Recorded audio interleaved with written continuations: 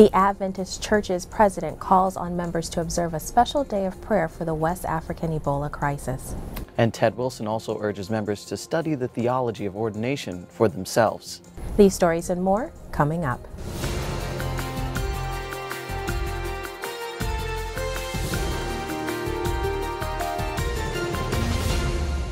This is ANN, a service of the Seventh-day Adventist World Church. Thanks so much for joining us this week as we mark our 3rd year anniversary. Seventh-day Adventist World Church President Ted Wilson has called on members to designate October 11 as a special day of prayer for people in West Africa affected by the Ebola epidemic. In a statement last week, Wilson urged members to pray that God will put a halt to the spread of this virulent virus. Also, in response to the growing crisis, church leaders and humanitarians paused last week to offer prayer for everyone who's affected by the disease. Later in the program, we'll share more about the church's social media prayer campaign for the Ebola crisis and how you can get involved. As global church leaders prepare to meet for the 2014 Annual Council, World Church President Ted Wilson challenged members to see for themselves what the Bible has to say about the theology of ordination and how it relates to gender. Wilson also asked for members to pray that he and other church leaders will humbly follow the Holy Spirit's leading on the discussion. Wilson added that the crucial question facing the church wasn't whether women should be ordained, but whether church members who disagreed with the final decision on ordination would be willing to set aside their differences to focus on the church's mission. Church Vice President Artur Stella shares how members can launch their study of this topic. For the members, probably the best thing is to go to this final report. If they would like to know more, they can go to the web page of the Archive, Statistics and Research at the General Conference. Actually, in this final report, all the addresses are presented, and all the articles and all the materials that have been produced. A flood caused significant damage and the death of a teacher at an Adventist boarding academy last week in the state of Meghalaya in India. The waters were 2 meters or 7 feet high and destroyed the compound wall surrounding the Riverside Adventist Academy and its kitchen, dining hall, and iron gate. All the students were sent home. It's estimated the repairs will take up to 2 months to complete. The 27-year-old teacher who was killed was washed away after he rescued scores of students from the water. Rituraj Pukhan taught at the school since 2008 and was beloved by his students and colleagues. We previously reported on an alleged forced reconversion of Adventist members to Hinduism in Azroy, India last month. A newly released report by an internal church commission said those claims of forced reconversion are untrue and that members reconverted of their own will because of little support from leadership. The report states, quote, "There seems to be very little attention paid to these laity since the inception of the church in 2005, close quote. The report also stated Hindu activists had been in constant touch with these people. For now, the church has been officially labeled inactive in the Adventist Regions Directory. Community service initiatives in the Southeast Asian country of Singapore recently received national recognition for the program's impact on its community. A representative from the Prime Minister's office recognized the contributions of the Pay It Forward program and the Adventist Church. Grace Fu, the elected official, presented Adventist Community Services with the People Association Community Spirit Awards 2014 Excellence Award. The Pay It Forward program by ACS in Singapore provides food, health screenings, shopping vouchers, and food assistance to low-income families. The Pay It Forward Plus program goes a step further by offering monthly holistic assistance to families in need. Wellness ambassadors from the program visit the families to provide free health checkups and motivate the families to make healthy choices. The Prasak community in the Kampong Thom province of Cambodia recently received its newest primary school thanks to the collaborative efforts of humanitarian agencies. The Adventist Development and Relief Agency, in partnership with KinderCare Learning Centers and Room to Read, sponsored the construction of the school. The 6-room Prasak Primary School recently celebrated its grand opening. ADRA Cambodia and KinderCare will continue to work with the community and school to support landscaping, latrines, playgrounds, and gardens. Seventh-day Adventist World Church leaders are set to discuss the theology of ordination among other agenda items next week at the 2014 Annual Council. The theology of ordination will likely be the key discussion of the 7-day meeting of the World Church's Executive Committee. Next week's meeting could be the last time the matter of ordination is officially deliberated before being set as an agenda item for next year's General Conference session. Also on next week's agenda is a constituency meeting of Oakwood University, a historically black university in the U.S. state of Alabama. Oakwood has operated as an institution of the denomination's world headquarters since it was established as an industrial school in 1896. Constituents will vote whether to accept a request from the Oakwood Board of Trustees to transfer the university's constituency to the church's North American division. Coming up, the church's top education leader shares how teachers are vital to Christian education.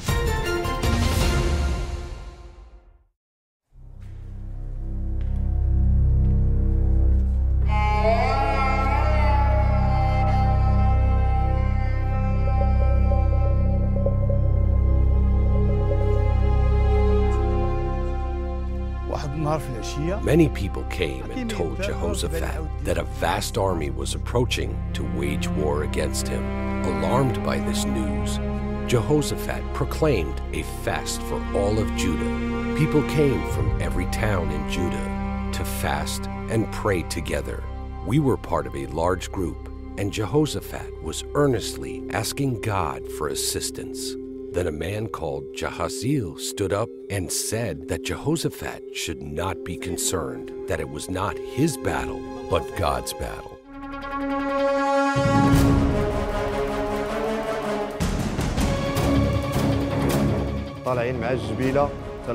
It was early in the morning when we set out in the desert of Tekoa. We were seriously concerned about facing this huge army, but we were told to have faith.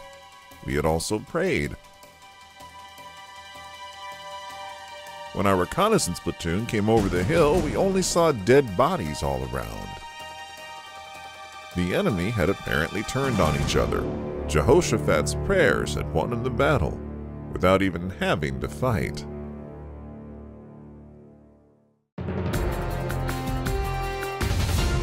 Welcome back. And now for more news from our global church community. The United Nations Educational, Scientific, and Cultural Organization designated Sunday, October 5 as World Teachers' Day. This is a time to acknowledge the impact teachers make not only on the lives of their students, but also on future generations. Lisa Beardsley-Hardy shares the impact teachers have on Christian education. Well, the heart of Adventist education are teachers.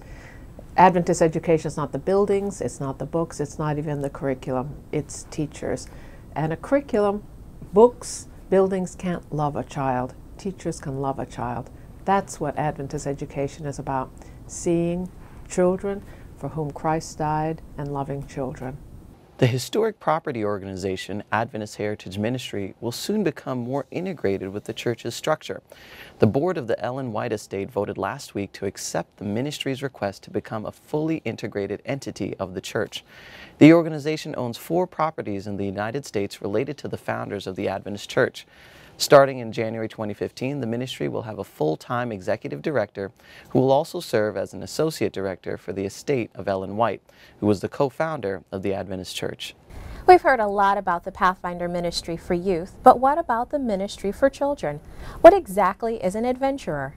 Novo Tempo answered that question with the following report.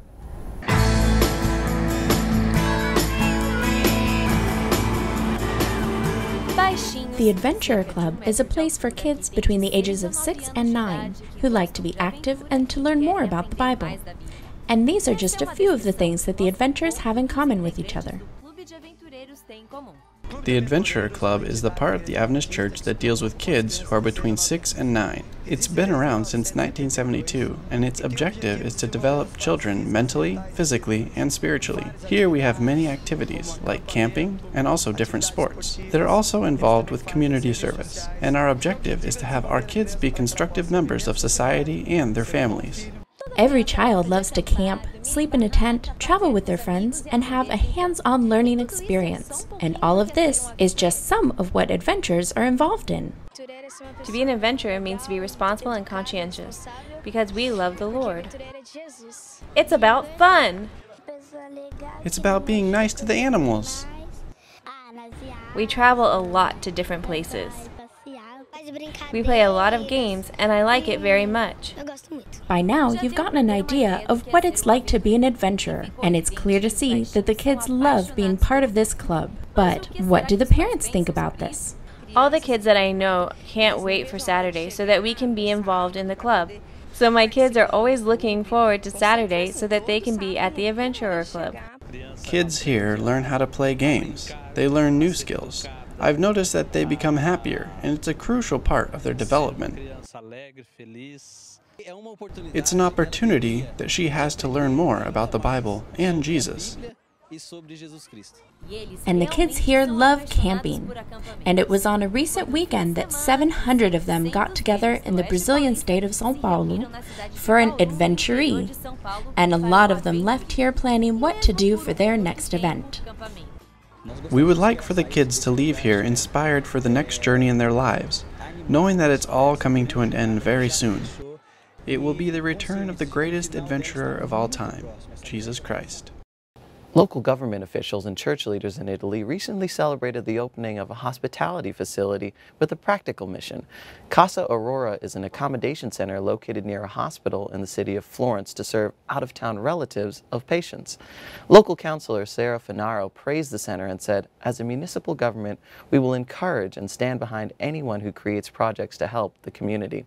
In addition to guest rooms at a lower rate than local hotels, Casa Aurora also offers vegetarian meals and a reading room with a library.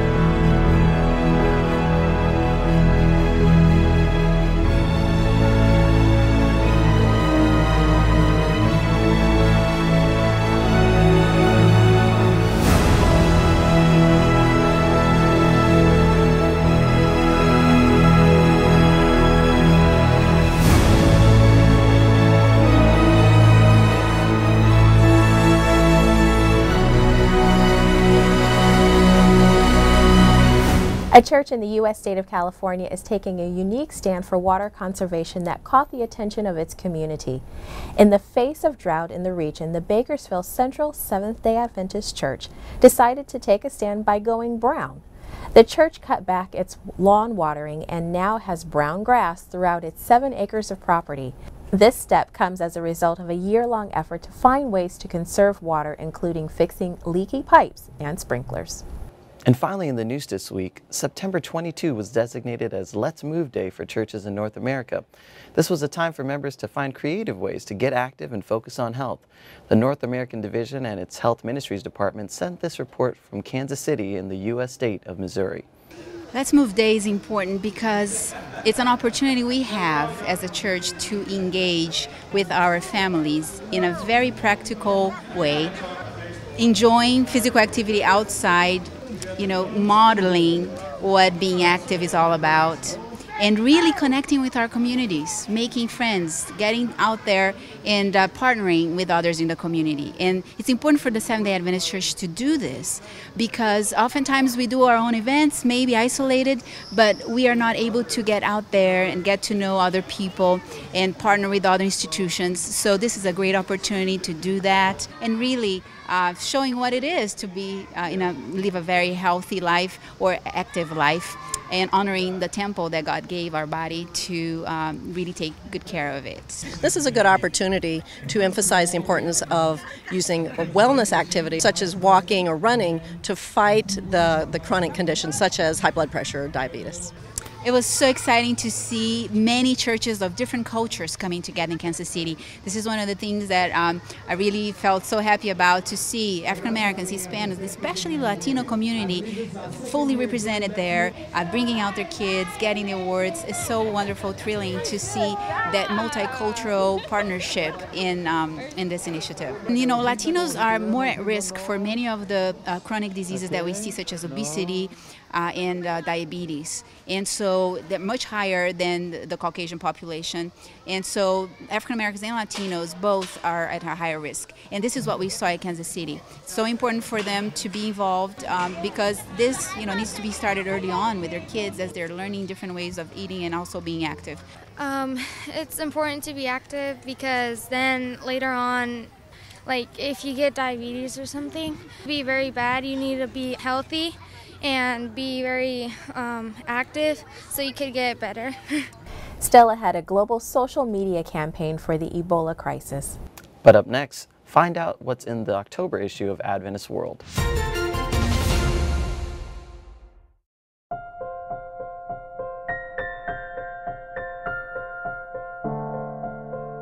As I was reading through The Great Hope, this phrase caught my attention.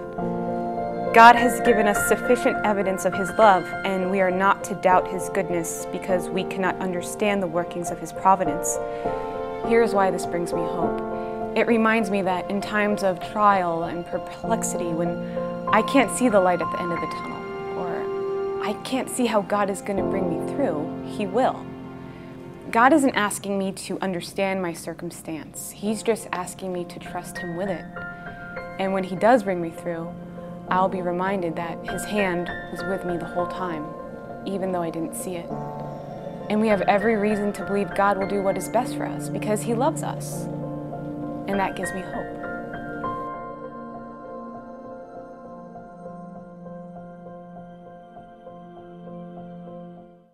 I pray for wisdom from God to do really good in school and to do really good in piano and my piano lessons. I pray that all the people that are sick can become well, and whoever needs food should get food and be happy. Please pray 7 in the morning, 7 in the evening, and 7 days a week. Welcome back. Andrew McChesney has a preview of the latest edition of Adventist World magazine. The cover story on this month's issue of Adventist World is called Planting a Community Health Center. The idea for this story came last summer when I attended a health conference in Geneva that was sponsored by the Seventh-day Adventist Church. 1,100 professionals from around the world, mostly Adventist leaders and people in the health industry, gathered together in Geneva to discuss how they could actually put together a community health center in their neighborhood. And each of these people went back to their home countries with ideas on how they could do this. I came back to Washington with the idea, how can I share this information with you? How can I myself open a center like this? So I contacted the 13 health directors, each of the Adventist Church's world divisions, to ask them what was the most successful community health center in their region. The results of those interviews with those directors and with different directors of health centers is what actually came together to form this story. I was really surprised to find out that a community health center doesn't even have to be a standalone building next to a church or in a church. It could be something as simple as a water pump in the backyard of a church.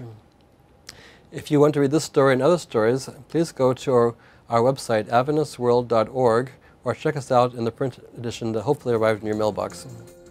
And now for our social media segment, Angela Taipei shares how you can unite in prayer with our global church community for the Ebola crisis. This week in social media, we've been seeing West Africa continue to battle against the Ebola virus.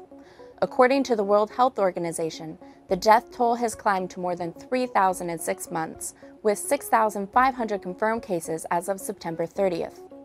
October 11th has been designated as a special day of prayer when we will join together around the world for West Africa as the population confronts the rapidly expanding Ebola challenge. We also encourage you to pray at 7 a.m. and 7 p.m. 7 days a week To see more about this, visit revivalandreformation.org/777. Encourage your friends on social media to participate and let us know you're praying with us by posting and tweeting with the hashtags United in Prayer and Ebola Crisis. You can read more about this on the Adventist Church Facebook page or at adventist.org/unitedinprayer. Keep up to date on this crisis and find specific ways you can help on ADRA International's Facebook and at adra.org. Please pray for protection for healthcare workers caring for the sick. Pray for church members and leaders as they minister to those affected. Pray for those who have lost loved ones to this disease. Pray for a medical breakthrough in treating the Ebola virus, and pray that God will put a halt to the spread of this virus.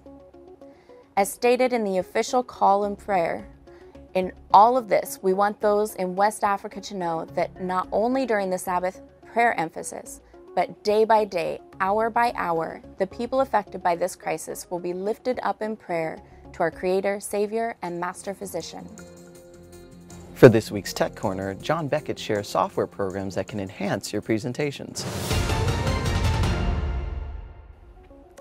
Today we're going to talk about how to do a better job of using PowerPoint and other on-screen technology for public speaking.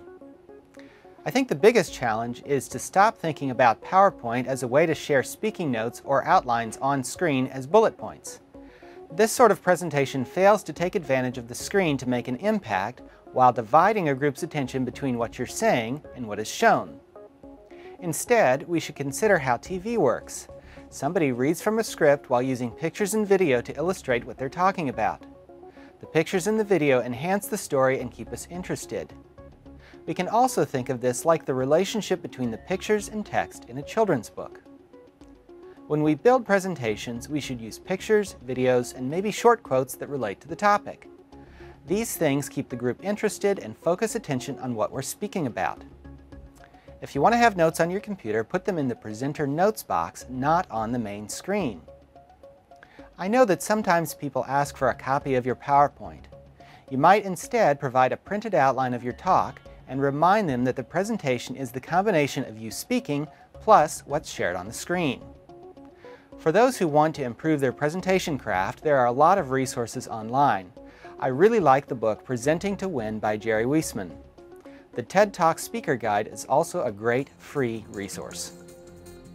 In this month's Geoscience Institute segment, Tim Standish shares how the Institute participated in a program with European students.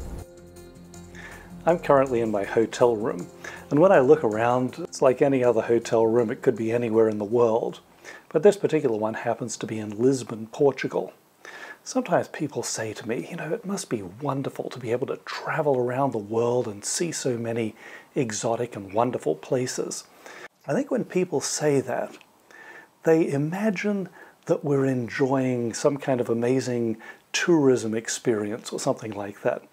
In this particular case, Jim Gibson, the director of the Geoscience Research Institute, and I have been taking part in the Amicus meetings. Amicus stands for Adventist Ministry to College and University Students. This particular meeting was organized by the Inter-European Division, and so there have been students from all over Europe, from as far away as Romania and as close as Portugal itself. The real privilege of coming to Portugal has been meeting these students. It has been a humbling experience to be with such a dedicated and brilliant group of people, to share what I know about the creation with them, and to work with them as they prepare to serve both our church and the world, not just as amazing professionals, but also as witnesses to the world of the Creator and the wonderful salvation that He's won for all humanity. And now I look forward to the greatest privilege I have, at least here on earth, flying home tomorrow and spending the night in my own bed. Now let's turn to David Trim for a look at Adventist history. This week, we learn about the first baptisms in Malawi, Montreal, Canada, Maluku, Indonesia, and the U.S. state of Oklahoma. This week in Adventist history is one of first baptisms in new fields. On September 30 in 1905, the first Adventist baptism in Malawi took place. At the Plainfield Mission near Blantyre, in what was then called British Central Africa, 7 young men were baptized by American medical missionary Thomas H. Branch. Thomas and his wife Henrietta had arrived 3 years earlier, along with Joseph H. Booth, who was a former Seventh-day Baptist missionary. Together they founded Plainfield Mission, establishing the first Adventist presence in what became the modern country of Malawi, where today there are over 420,000 Seventh-day Adventists. On October 1st, 1899, Pastor Augustin C. Bordeaux baptized the first 10 Seventh-day Adventists in Canada's second largest city, Montreal, and then organized them into the city's first Adventist church. October 3 in 1925 saw the first Adventist baptism on the Molucca Islands, famous in European history as the Spice Islands, in what was then the Dutch East Indies, today the nation of Indonesia. 22 people were baptized by Albert Munson on the island of Ambon. Today there are some 4,700 Seventh-day Adventists in the Maluku Mission. And on October 4, 1892, the first evangelistic meetings in what was then the U.S. territory of Oklahoma concluded when G.W. Page baptized 12 people in Oklahoma City, the first Adventist baptism in what became the state of Oklahoma. That was this week in Seventh-day Adventist history. Thanks for watching ANN. Join us next week for more news from the headquarters of the Seventh-day Adventist Church. In the meantime, join our global conversation on Facebook and Twitter. You can connect with other Adventists worldwide and find links to more stories, photos, and videos. Visit Facebook/Adventist News or Twitter/Adventist Church. Our good news for this week comes from Psalm chapter 55, verse 22. The passage says, "Give your burdens to the Lord, and He will take care of you. He will not permit the godly to slip and fall." That's our program for this week, and remember, you can always visit news.adventist.org for daily news and videos. Until next time, God bless.